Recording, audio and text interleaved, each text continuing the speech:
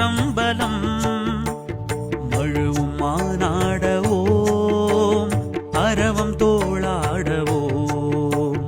குழையும் சுருளாடவோம் குளிரும் பிறையாடவோம் உடுக்கை கிடுகிடுக்க உதிர விழி சிவக்க உலகில் நலம் கொழிக்க சிவம் எழுந்தான் அபய கரம் இருக்க அனலும் இடம் இருக்க உயிரும் பயிர் செழிக்க நடம் புரிந்தான் சடைகள் விரித்தாட படைகள் தெரித்தோட சிவமும் வெகுண்டு எழுந்தார்